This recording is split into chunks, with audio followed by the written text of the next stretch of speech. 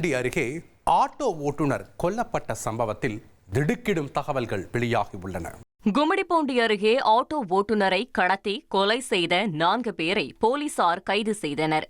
பூந்தமல்லியை அடுத்த திருமழிசை குண்டுமேடு பகுதியைச் சேர்ந்தவர் ஆட்டோ ஓட்டுநர் ஹரிகிருஷ்ணன்.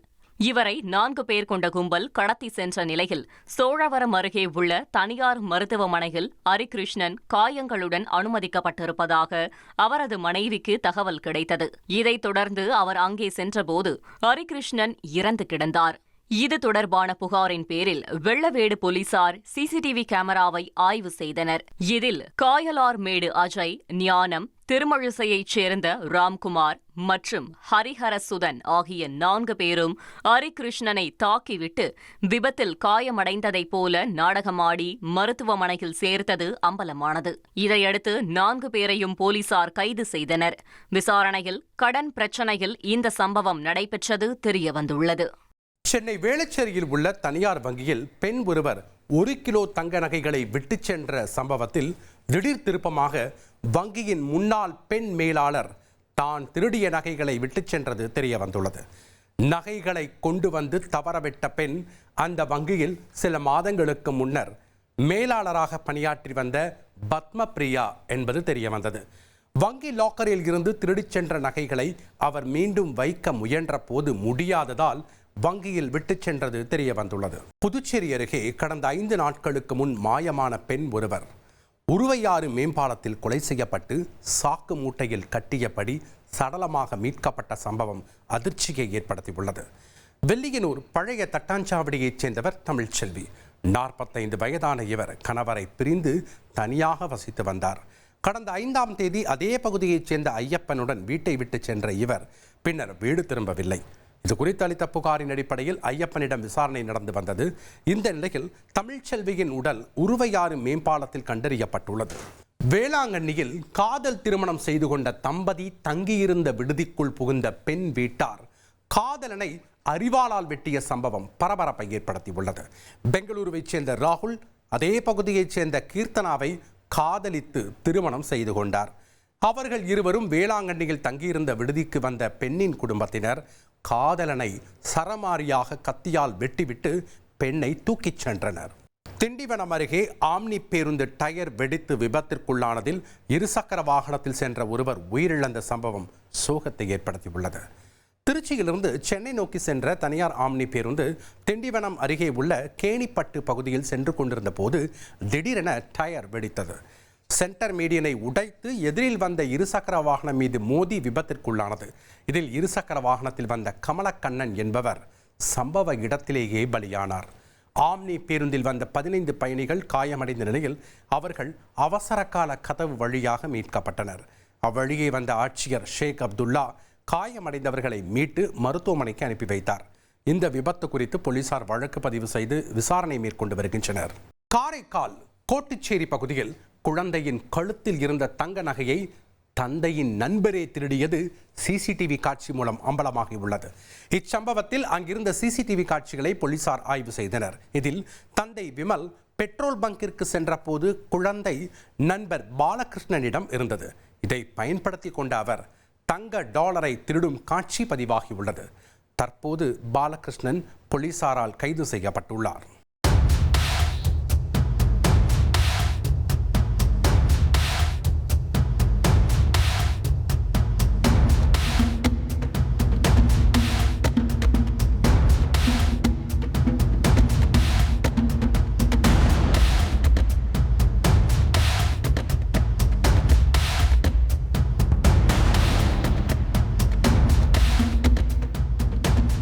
திருவள்ளூர் மாவட்டம் பேரம்பாக்கத்தில் குப்பைகளை எரித்த போது மர்ம பொருள் வெடித்து சிதறியதில் தூய்மை பணியாளர்கள் 2 காயமடைந்தனர்.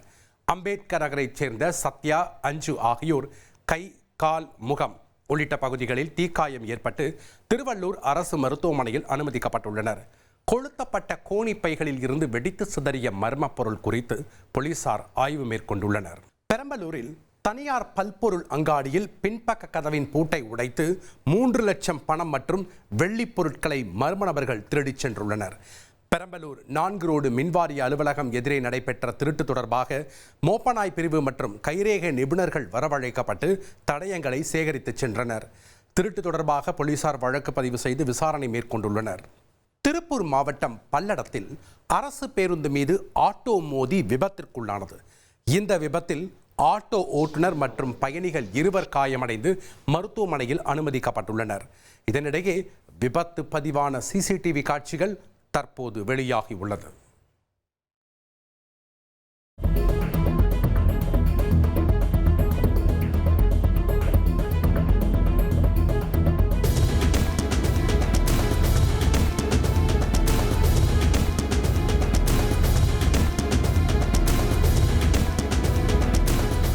குமரி மாவட்டம் கருங்கல் பகுதியில் டியூசனுக்கு வந்த 8 வயது சிறுமிக்கு பாலியல் தொல்லை கொடுத்த முதியவர் போக்சோ சட்டத்தில் கைது செய்யப்பட்டுள்ளார்.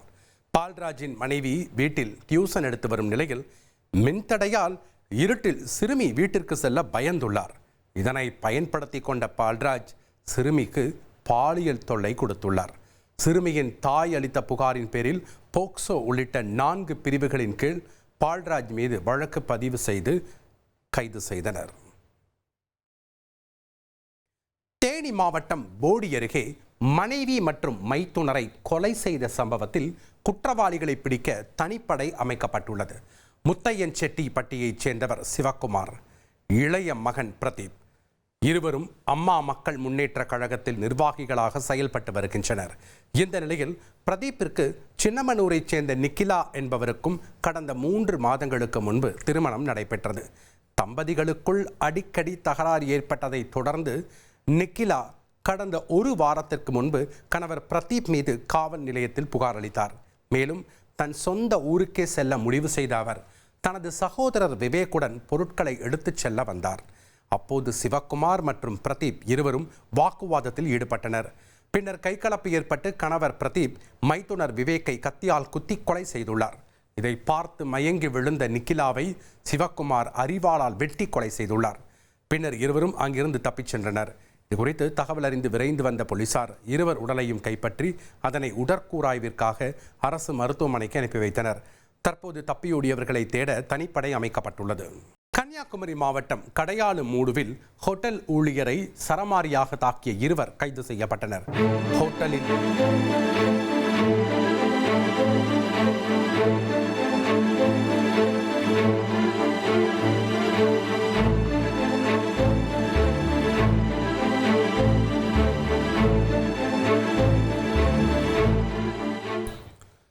ஹோட்டலில் சாப்பிட்ட பில்லை கூகுள் பே மூலம் செலுத்தியதாக ஷிபு, விஜில் ஆகியோர் நாடகமாடினர். ஆனால் பணம் வரவில்லை என ஹோட்டல் ஊழியர் மாகின் கேட்டபோது அவரை துரத்தி இருவரும் சரமாரியாக தாக்கினர். பிறந்தநாள் விழா என்ற பெயரில் ரேவ் பார்ட்டி நடத்தி போதை வஸ்துக்களுடன் குதூகலித்த கும்பலை போலீசார் அதிரடியாக கைது செய்துள்ளனர். இளசுகளை அழைத்து போதை விருந்து கொடுத்த மாஜி எம்எல்ஏ பேரன் மனைவியுடன் கைதானது எப்படி? கிடக்கும் காஸ்ட்லி கஞ்சா, பாக்கெட்டாக உயர் ரக போதை வஸ்து, குவித்து கிடக்கும் மது பாட்டில்கள், கூடையாக செல்போன்கள், கட்டுக்கட்டாக ஆணுரைகள், முக்காடு போட்டிருக்கும் கிசா மன்னர்கள், சிரித்துக்கொண்டே வேனில் ஏறும் சிங்கார மங்கைகள், வெளியூர், வெளி மாநிலங்கள், வெளிநாடுகள் என பல இடங்களில் இருந்து வந்து தடை செய்யப்பட்ட போதைப் பொருட்களோடு உல்லாச பார்ட்டி நடத்திய கும்பலை போலீசார் கொத்தாக தூக்கிய சம்பவத்தின் மாஸ்டர் பீஸ் தான் இவையெல்லாம். இந்த மொத்த பார்ட்டியையும் ஒருங்கிணைத்தது கையில் சிகரெட்டுடன் மஜாவாக போஸ் கொடுக்கும் இந்த கணவன் மனைவிதான். இந்த மாடர்ன் ஜோடி பர்த்டே பார்ட்டி என்ற பெயரில் சோசியல் மீடியாவில் விளம்பரம் செய்து 80க்கும் மேற்பட்ட இலசுகளை அழைத்து வெறித்தனமான விருந்து கொடுத்துள்ளனர். நடந்த சம்பவத்தின் பின்னணியை அறிய செய்தியாளர் பிரசாத்துடன் களத்தில் இறங்கினோம். கன்னியாகுமரி மாவட்டம் மருங்கூர் பேரூராட்சிக்கு உட்பட்ட ராமநாதிச்சன் புதூரில் தனியாருக்கு சொந்தமான சொகுசு விடுதி ஒன்று உள்ளது. இங்கு தடை செய்யப்பட்ட போதை வஸ்துகளோடு பார்ட்டி நடப்பதாக கன்னியாகுமரி மாவட்ட போலீசாருக்கு தகவல் கிடைத்தது. உடனே சம்பவ இடத்திற்கு விரைந்த போலீசாருக்கு காத்திருந்தது பெரும் அதிர்ச்சி. உள்ளே மது, கஞ்சா மற்றும் விதவிதமான போதைப் பொருட்களுடன் ஆண், பெண் என பல இலசுகளும் அலங்கோலமாக ஆடிக்கொண்டிருந்தனர். இதனை கண்ட போலீசார் விருந்து நடைபெற்ற பகுதியை சுற்றி வளைத்திருக்கிறார்கள். போலீசாரை கண்டவுடன் பலரும் தலைதெறிக்க ஓடி உள்ளனர். உடனே அவர்களை பிடித்து வந்து விசாரணை நடத்தினர். அதில்தான் பல திடுக்கிடும் உண்மைகள் வெளிவந்தன. இந்த பார்ட்டியின் ஒருங்கிணைப்பாளர் குலசேகர் பகுதியைச் சேர்ந்த கோகுல். 33 வயதான இவர் திருவட்டார் தொகுதி காங்கிரஸ் கட்சியைச் சேர்ந்த முன்னாள் சட்டமன்ற உறுப்பினர் அப்பு நடேசன் பேரன். கோகுலின் மனைவி சௌமி. இந்த தம்பதிக்கு ஒரு மகள் உள்ளார். பிரைவேட் பார்ட்டி என்ற பெயரில் கூத்தடிப்பதுதான் இந்த தம்பதியின் பிரதான வேலை. இந்த நிலையில்தான் கன்னியாகுமரியிலும் ஒரு ரேவ் பார்ட்டி நடத்த திட்டமிட்டிருக்கிறது இந்த ஜோடி.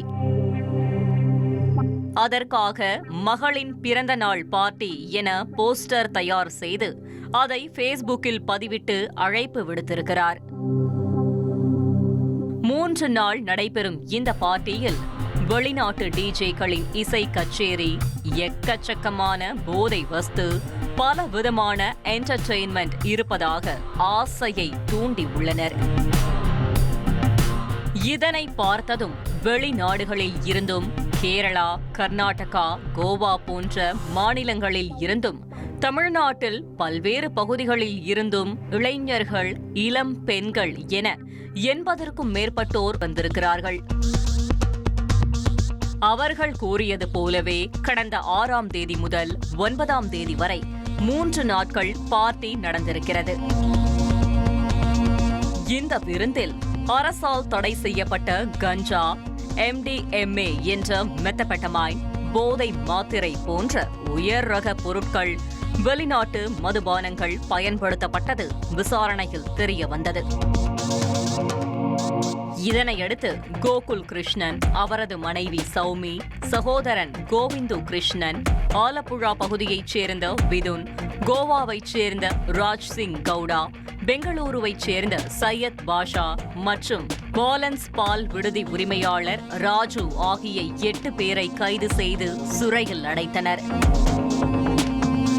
கைது செய்யப்பட்டவர்களிடம் இருந்து 100 மது பாட்டில்கள், 100 gram ganja, 6.300 milligram ganja oil, 5.100 gram OG original gangster, 1.100 milli methamphetamine, 200 milligram MDMA, 3 LSD stamp மற்றும் போதை மாத்திரைகள் என கோடி ரூபாய் மதிப்பில் போதை வஸ்துக்கள் பறிமுதல் செய்யப்பட்டுள்ளன. மேலும் சம்பவ இடத்தில் பாக்கெட்டாக ஆணுரைகள் கண்டெடுக்கப்பட்டுள்ளது. அது மட்டுமின்றி பொது அமைதிக்கு பங்கம் விளைவித்ததாக ஜப்பான் நாட்டைச் சேர்ந்த 3 பேர், இங்கிலாந்து நாட்டைச் சேர்ந்த ஒருவர், போர்ச்சுகல் நாட்டைச் சேர்ந்த ஒருவர் என 5 வெளிநாட்டு நபர்கள் உட்பட 70 பேர் மீது வழக்கு பதிவு செய்யப்பட்டுள்ளது. கோகுல் பதிவிட்ட ஃபேஸ்புக் விளம்பரத்தை வைத்துதான் போலீசார் இந்த ரெய்டை நடத்தி மொத்த கும்பலையும் கைது செய்துள்ளனர். மேலும் இந்த பார்ட்டியின் ஒருங்கிணைப்பாளராக செயல்பட்ட கோகுல் கிருஷ்ணன் கடந்த 2020ஆம் ஆண்டு கஞ்சா ஆயில் வைத்திருந்த வழக்கில் கைது செய்யப்பட்டு சிறைக்கு சென்றவர் என்றும் போலீசார் தரப்பில் கூறப்படுகிறது. கோகுலகிருஷ்ணன் பல நாடுகளில் நடைபெறும் போதை பார்ட்டிகளில் பங்கேற்றுள்ளதாக தெரிகிறது. சமீபத்தில் தாய்லாந்தில் நடைபெற்ற ஒரு விருந்தில் கலந்து கொண்டதும் தெரிய வந்தது. அதை வைத்துதான் பல நாடுகளில் போதை பார்ட்டி நடத்தும் பிரபலங்களை அழைத்து வந்து கன்னியாகுமரியில் இப்படி ஒரு பார்ட்டியை நடத்தியதாக சொல்லப்படுகிறது. மேலும் இவர் சுற்றுலா பயணிகளை அழைத்து வருவதாக கூறி பார்ட்டிக்கு ஆள் சேர்த்திருக்கிறார். இதனால் யாருக்கும் எந்த சந்தேகமும் வரவில்லை. இந்த பார்ட்டிக்கு அவரது மனைவி சௌமியும் சகோதரர் கோவிந்தும் உறுதுணையாக இருந்துள்ளனர். எனவே இவருக்கு சர்வதேச போதைப் பொருட்கள் கடத்தல் நெட்வொர்க்குடன் தொடர்பிருக்குமோ என்ற சந்தேகம் எழுந்திருக்கிறது. இதனால் கோகுல் கிருஷ்ணனை போலீஸ் காவலில் எடுத்து விசாரணை மேற்கொள்ள போலீசார் திட்டமிட்டுள்ளனர். மேலும் இங்கு கொண்டுவரப்பட்ட போதைப் பொருட்கள் யாரிடமிருந்து வாங்கியவை, வேறு யாருக்கெல்லாம் விற்பனை செய்யப்பட்டது என்பது குறித்தும் போலீசார் பல கோணங்களில் விசாரணை மேற்கொண்டு வருகின்றனர். அது மட்டுமின்றி பார்ட்டியில் பங்கேற்ற பலரும் போலீசார் திடீர் ரெய்டின் போது தப்பி ஓடியதாக தெரிகிறது. அவர்களின் கைகளிலும் போதைப் பொருட்கள் இருந்ததாகவும் தெரிகிறது. எனவே அவர்களையும் போலீசார் தேடும் பணியில் இறங்கியுள்ளனர். முன்னாள் எம்எல்ஏவின் பேரன் இப்படி மனைவியோடு சேர்ந்து போதை பார்ட்டியை நடத்தி போலீசில் சிக்கிய சம்பவம் குமரி மாவட்டத்தில் பெரும் பரபரப்பை ஏற்படுத்தியுள்ளது. இத்தனையும் நடந்த பின்னர் பார்ட்டியில் கலந்து கொண்ட பெண்களை போலீசார் கைது செய்து அழைத்து செல்லும் போது கொஞ்சம் கூட குற்ற உணர்ச்சி இல்லாமல் சிரித்துக் கொண்டே சென்றதெல்லாம் இளசுகளிடம் ஊறிப்போன போதையின் வீரியத்தை படம் போட்டு காட்டுகிறது.